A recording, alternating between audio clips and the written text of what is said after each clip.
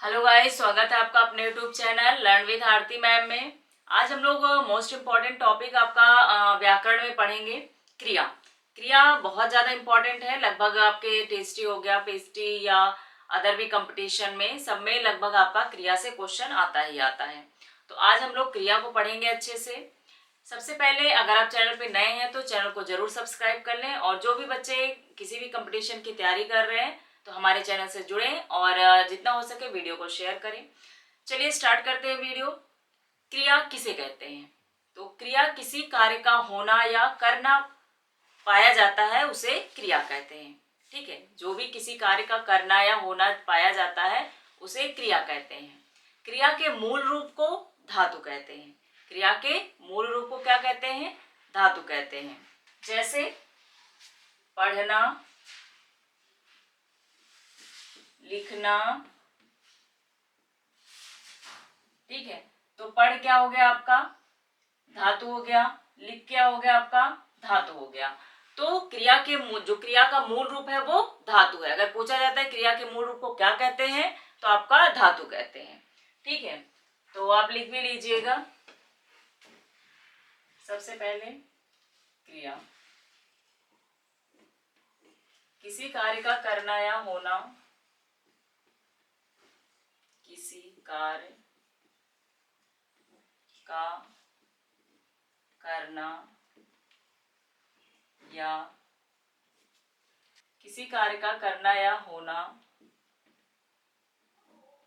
पाया जाता है उसे क्रिया कहते हैं। किसी कार्य का करना या होना पाया जाता है उसे क्रिया कहते हैं।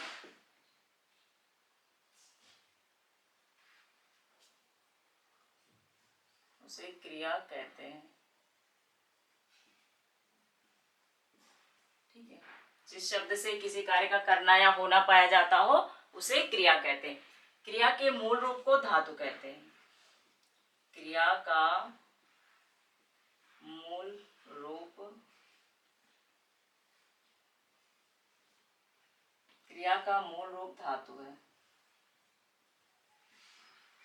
ठीक है, जैसे आपका पढ़ना, पढ़, लिख, सो यानी सोना। ठीक है, तो पढ़, लिख, सो, ये सब क्या है? क्रिया का मूल रूप यानी धातु है। ठीक है, तो इन्हीं से आपका क्रिया बनती है। तो क्रिया का मूल रूप क्या है? धातु। जैसे पढ़, लिख, ये आपके क्रिया हो गए। तो जिस शब्द से किसी कार्य का करना या होना पाया जाता हो उसे क्रिया कहते हैं। क्रिया का मूल रूप धातु होता है। ठीक है, आगे देखते हैं हम लोग रचना या कर्म के आधार पर। रचना या कर्म के आधार पर क्रिया के कितने भेद हैं? तो दो भेद होते हैं। कौन कौन से? सकर्मक और अकर्मक होते हैं। अगर उत्पत्ति या अर्थ के आधार पर बात करें तो आपके कितने होते हैं? 6 होते हैं। ठीक है, उत्पत्ति या अर्थ के आधार पर 6 होते हैं। रचना या कर्म के आधार पर आपके 2 होते हैं। कौन कौन से होते हैं?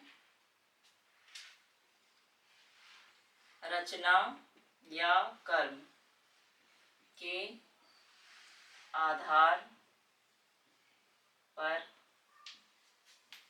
क्रिया के भेद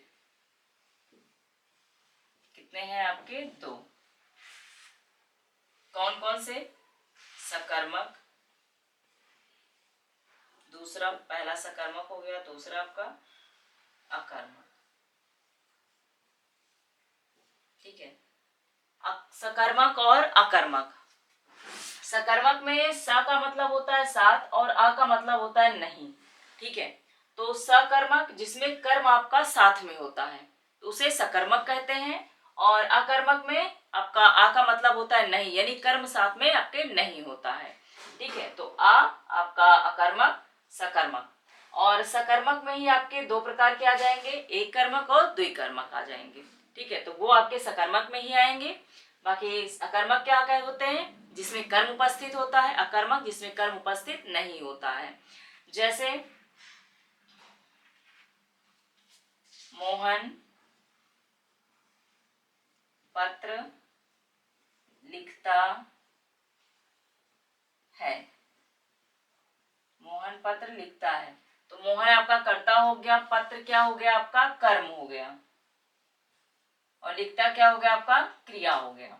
ठीक है, तो मोहन पत्र लिखता है। और आप सकर्मक में आप क्या क्वेश्चन लगाकर भी जान सकते हो कि जैसे मोहन क्या लिख रहा है तो पत्र लिख रहा है। जब क्या क्वेश्चन लगाओगे और क्या से आपका आंसर मिल जाएगा तो वो क्या होता है आपका सकर्मक होता है। ठीक है, और आंसर अगर आपका नहीं मिलता है तो आपका क्या हो जाएगा अकर्मक हो जाएगा। जैसे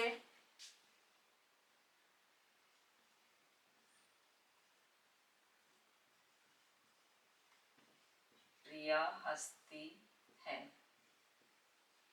तो यहाँ प्रिया क्या कर रही है, प्रिया हंसती है। तो क्या हंस रही है, क्वेश्चन लगाने से इसमें कोई भी आपका कर्म उपस्थित नहीं है। ठीक है, तो क्या कर रही है, आपका हंसना रोना ये सब आपके अकर्मक क्रिया में आएंगे। ठीक है, और जहां पर जो है क्रिया का प्रभाव अगर कर्म पर पड़ता है तो वहां पर आपका सकर्मक होता है, और जहां पर क्रिया का प्रभाव आपके जो है कर्ता पर पड़ता है वहां पे आपके अकर्मक होता है। ठीक है, जैसे एक और क्वेश्चन लीजिएगा, चिड़िया आकाश में उड़ती है, चिड़िया आकाश में उड़ती है। तो उड़ने का प्रभाव आपके किस पे पड़ रहा है, आकाश पे या चिड़िया पर, तो यहाँ पर चिड़िया पे पड़ रहा है यानी कर्ता पे पड़ रहा है, तो आपका यहाँ पे अकर्मक हो जाएगा। और पत्र लिखने का प्रभाव किस पे, लिखने का प्रभाव आपके पत्र पे पड़ रहा है, ठीक है, ना कि मोहन पे, तो यहाँ पे आपके सकर्मक हो गया और आपके यहाँ पर अकर्मक हो गया। ठीक है, इसके आगे देखते हैं, लिखिएगा रचना या कर्म के आधार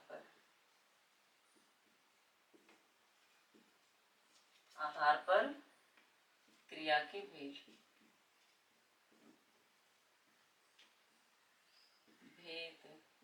कितने हैं, तो पहला सकर्मक क्रिया, जिस क्रिया में कर्म उपस्थित, जिस क्रिया में कर्म उपस्थित होता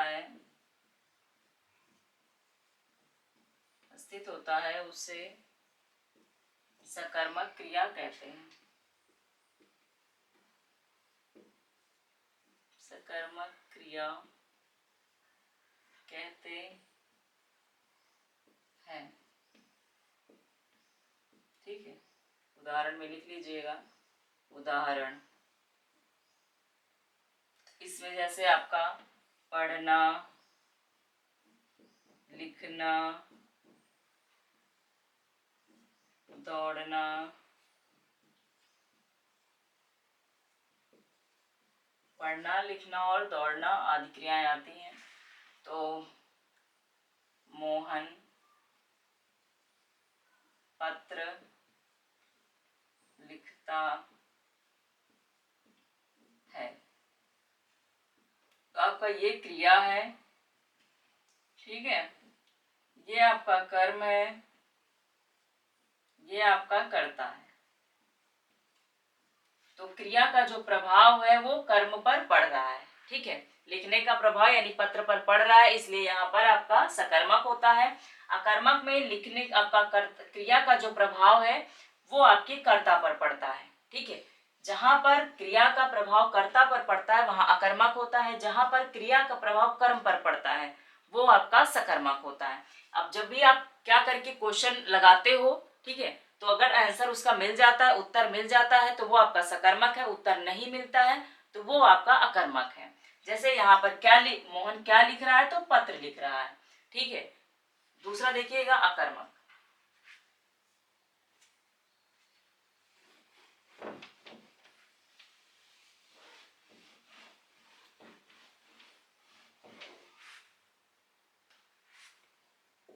दूसरा आपका अकर्मक क्रिया। क्रिया में कर्म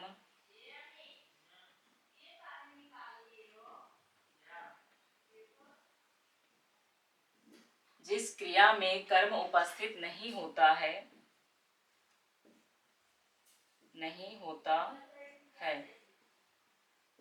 उसे अकर्मक क्रिया कहते हैं।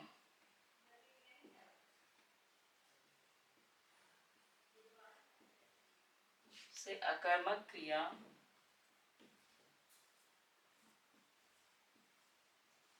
कहते हैं।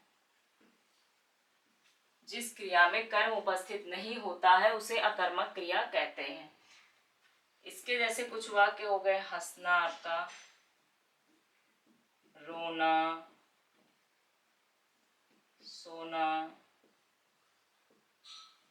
ये आपके अकर्मक में आएंगे। ठीक है, हंसना, रोना, सोना, ये सब आपके अकर्मक में आएंगे। देखिएगा इसमें उदाहरण, चिड़िया, आकाश में उड़ती है। चिड़िया आकाश में उड़ती है, तो यहाँ पे उड़ती क्या है आपका क्रिया हो गया। किस पर प्रभाव पड़ रहा है उड़ने का? आकाश में या कर्ता पर? तो आपके कर्ता पर यानी चिड़िया पर पड़ रहा है। ठीक है, कर्ता। तो यहाँ पर आपका उड़ने का प्रभाव किस पे पड़ रहा है? चिड़िया पर, ना कि आकाश पर। इसलिए यहाँ पर आपका क्या हो जाएगा? अकर्मक क्रिया हो जाएगा। और एक और उदाहरण देखिएगा, मीरा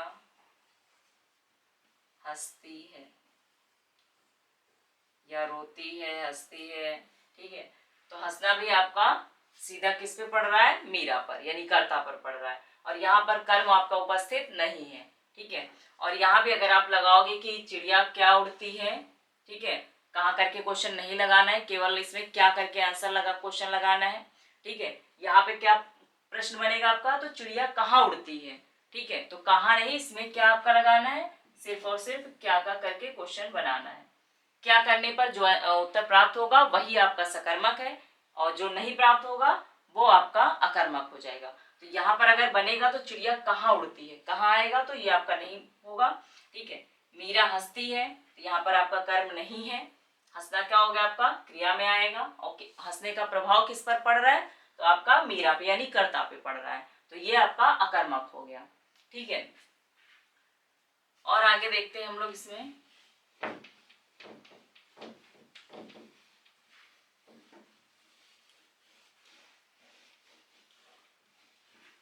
इसमें सकर्मक में ही आपका एक कर्मक और द्विकर्मक आपके इसी में आ जाते हैं।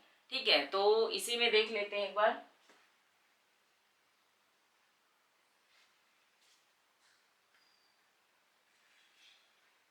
तो जिसमें जो है आपका केवल इसमें हम लोग एग्जाम्पल देख लेते हैं। ठीक है, द्विकर्मक का, मीरा राधा को पुस्तक देती है, ये आपका द्विकर्मक हो गया। तो पहला कर्म जो है यहाँ पे राधा हो गया। ठीक है, पहला। और दूसरा जो कर्म है वो आपका पुस्तक हो गया। यहाँ पर दो कर्म उपस्थित है, इसलिए इसे दो कर्मक कहा जाता है। जिसमें एक कर्म उपस्थित होते हैं उसे एक कर्मक कहा जाता है। बस इसमें इतना ही इंपॉर्टेंट है। और उसके बाद हम लोग देखते हैं कि उत्पत्ति या अर्थ के आधार पर क्रिया के कितने भेद होते हैं। तो आपके 6 भेद होते हैं। ठीक है, उत्पत्ति या अर्थ के आधार पर 6 प्रकार होते हैं इसके।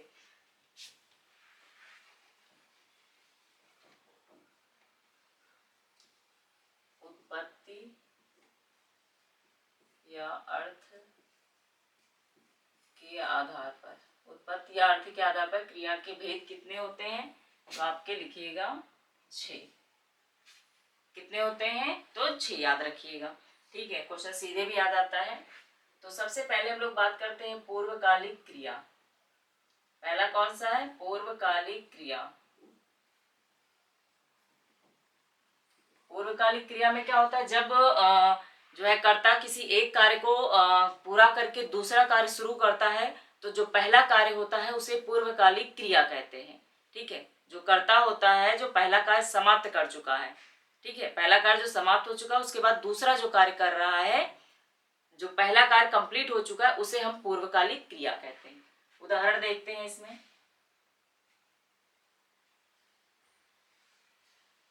इसमें परिभाषा लिख लीजिएगा। जब कर्ता किसी एक कार्य को, जब कर्ता किसी एक कार्य को समाप्त करके, जब कर्ता किसी एक कार्य को समाप्त करके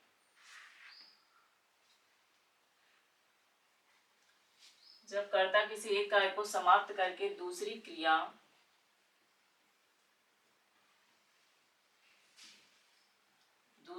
प्रारंभ कर देता है,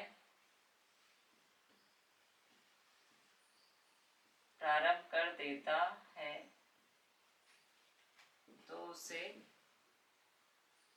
पूर्वकालिक क्रिया कहते हैं।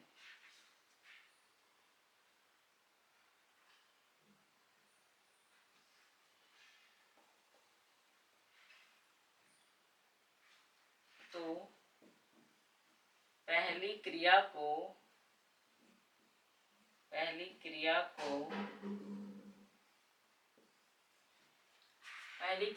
पूर्वकालिक क्रिया कहते हैं। पूर्वकालिक क्रिया कहते हैं। ठीक है, पूर्वकालिक क्रिया कहते हैं। जैसे राम नहाकर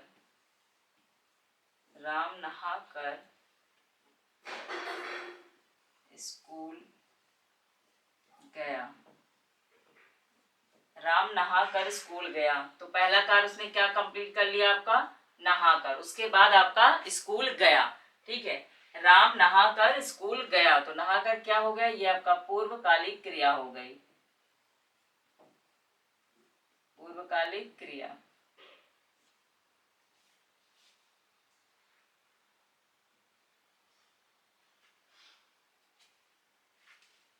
राम नहाकर स्कूल गया, तो ये आपका ये पूर्वकालिक क्रिया हो गया। या राम भोजन करके आपका स्कूल गया, तो भोजन करना, ठीक है, भोजन करना पहली क्रिया हो गई, तो ये आपकी पूर्वकालिक क्रिया मानी जाएगी। भोजन करके ही वह स्कूल गया, दूसरी क्रिया क्या है, स्कूल गया, तो पहली क्रिया क्या होगा इसमें आपका भोजन करके, तो पूर्वकालिक क्या हो जाएगा, भोजन करके स्कूल गया।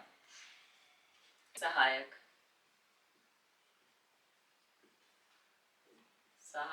क्रिया, जिस क्रिया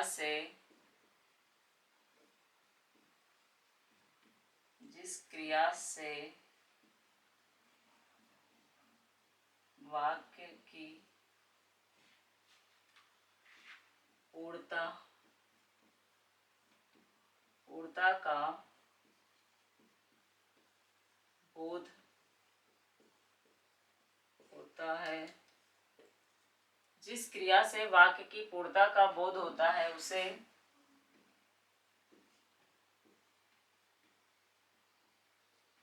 सहायक क्रिया कहते हैं। जिस क्रिया से वाक्य की पूर्णता का बोध होता है उसे सहायक क्रिया कहते हैं। जैसे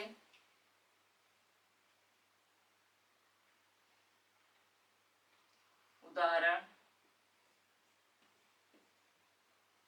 राम पुस्तक पढ़ता है। राम पुस्तक पढ़ता है, तो यहाँ पर आपका क्या हो गया, पढ़ना क्या हो गया, क्रिया हो गया आपका,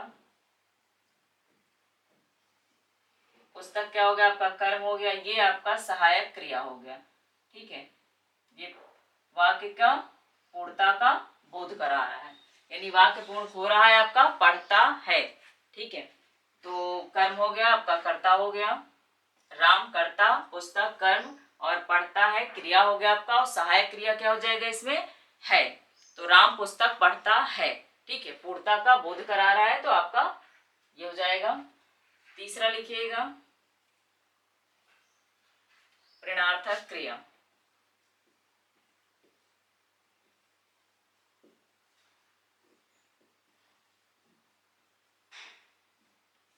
ऋणार्थक क्रिया में जब कर्ता कोई कार्य स्वयं न करके किसी दूसरे से करवाता है तो वो आपका ऋणार्थक क्रिया होता है, जैसे लिखवाना, पढ़वाना। ठीक है, तो ये आपके ऋणार्थक क्रिया में आएंगे। लिखिएगा जब कर्ता किसी कार्य को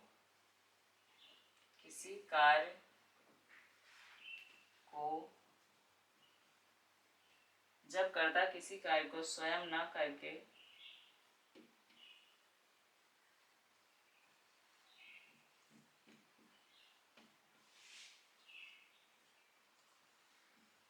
किसी दूसरे से करवाता है, जब कर्ता किसी कार्य को स्वयं न करके किसी दूसरे से करवाता है तो उसे ऋणार्थक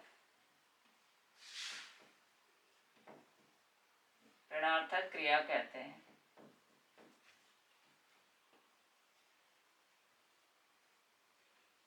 ऋणार्थक क्रिया कहते हैं। जब कर्ता किसी कार्य को स्वयं न करके किसी दूसरे से करवाता है तो वहां पर ऋणार्थक क्रिया होता है। उदाहरण क्या है इसका, उदाहरण देके समझेंगे। अध्यापक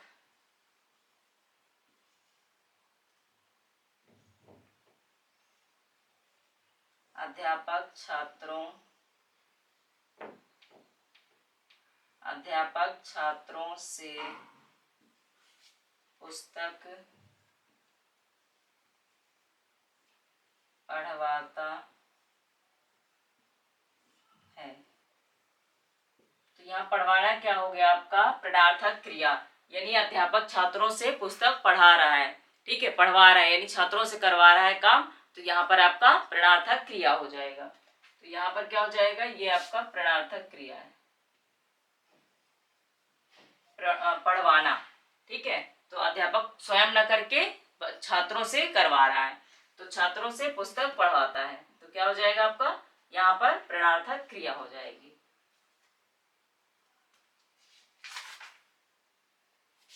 इसके बाद चौथा देखते हैं हम लोग।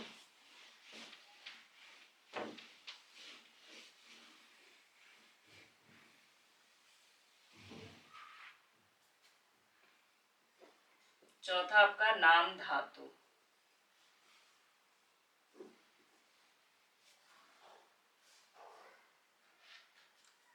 नाम धातु में जो शब्द संज्ञा या सर्वनाम शब्दों से मिलकर बनता है उसे संज्ञा या विशेषण शब्दों से मिलकर जो बनता है उसे ही नाम धातु क्रिया कहते हैं।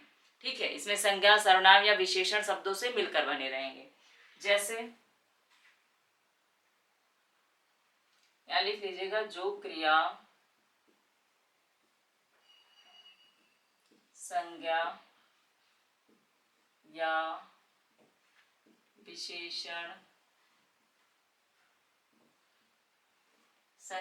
विशेषण शब्दों से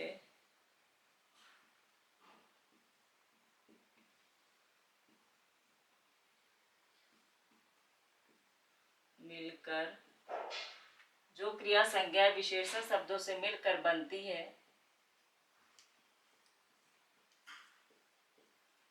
है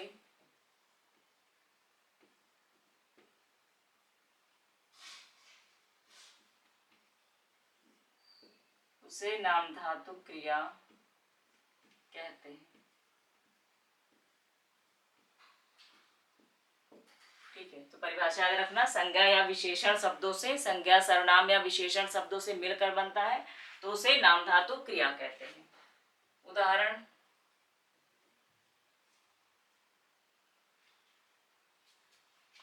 मीरा मोहन से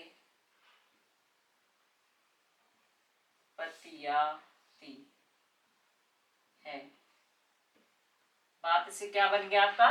बतियाती है। ठीक है, तो यहाँ पर आपका क्या हो गया? नाम धातु क्रिया हो गई। ये आपका नाम धातु क्रिया। बात से क्या बना है? बतियाना। तो मीरा मोहन से बतियाती है। चौथा, पांचवा आपका हो जाएगा संयुक्त क्रिया।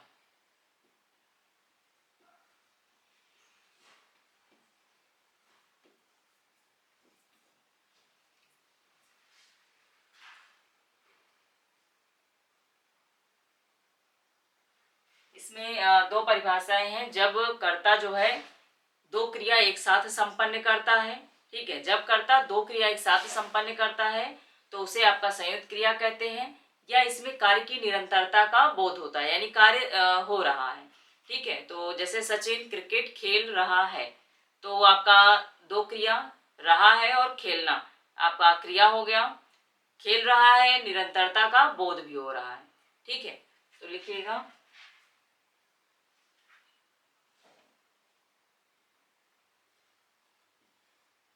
जब कर्ता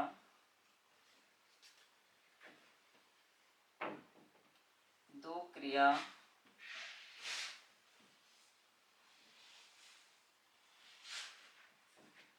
एक साथ संपन्न करता है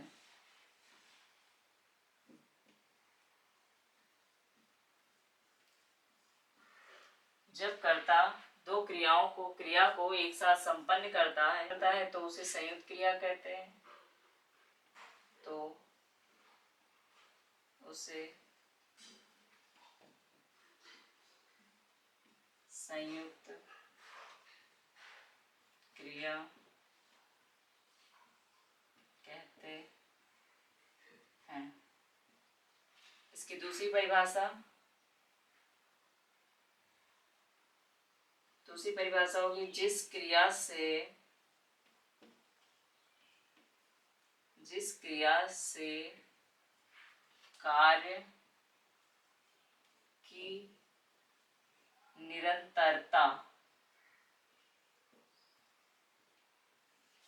जिस क्रिया से कार्य की निरंतरता का बोध होता है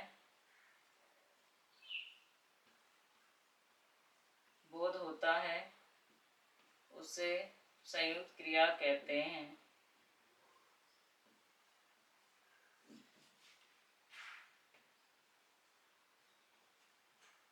उसे संयुक्त क्रिया कहते हैं। ठीक है, जिस क्रिया से, यानी जब कोई कर्ता दो क्रिया को एक साथ संपन्न करता है तो उसे कहते हैं यह कार्य की निरंतरता का बोध हो रहा है। निरंतरता मतलब कार्य भी चल रहा है, कंप्लीट नहीं हुआ है। ठीक है, तो निरंतरता बनी रहेगी। तो एग्जांपल देखते हैं इसका।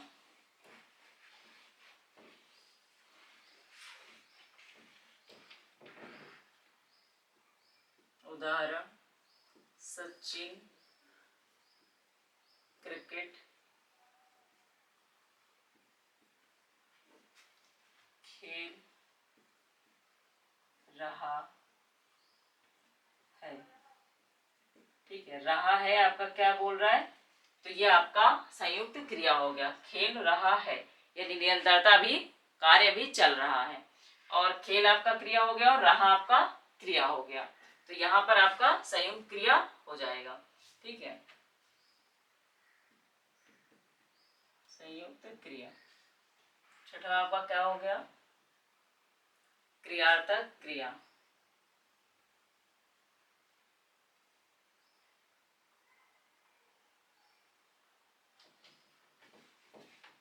छठवा देखते हैं हम लोग क्रियार्थक क्रिया। क्रियार्थक क्रिया में इसमें आपका कर्ता का अभाव होता है। ठीक है,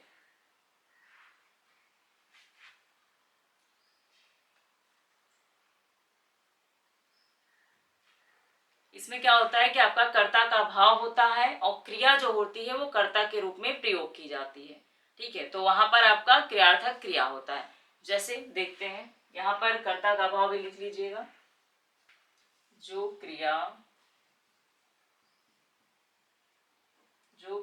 कर्ता के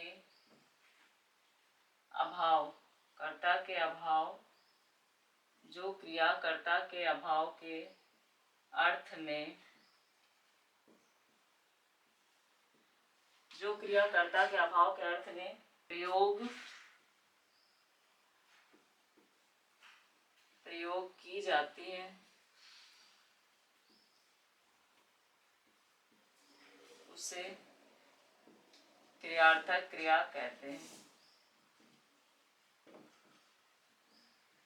क्रियार्थक क्रिया कहते हैं।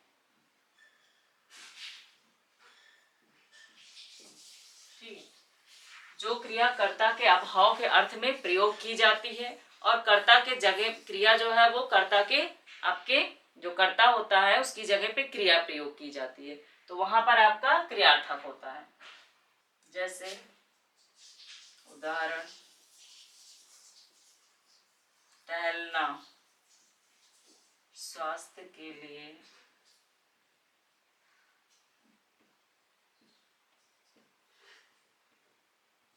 लाभदायक है।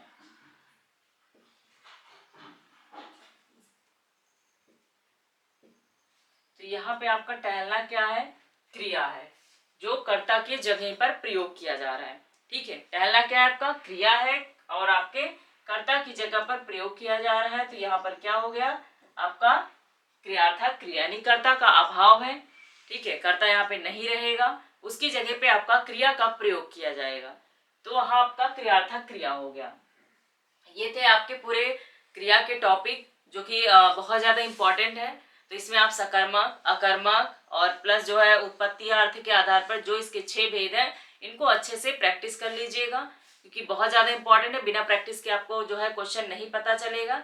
और जो है इसमें रचनाएं कर्म के आधार पर अगर पूछा जाता है तो 2 होते हैं, सकर्मक या अकर्मक। उत्पत्ति अर्थ के आधार पर 6 होते हैं। ठीक है, पूर्वकालिक, संयुक्त और नाम धातु, प्रेरणार्थक, क्रियार्थक और आपके नाम धातु।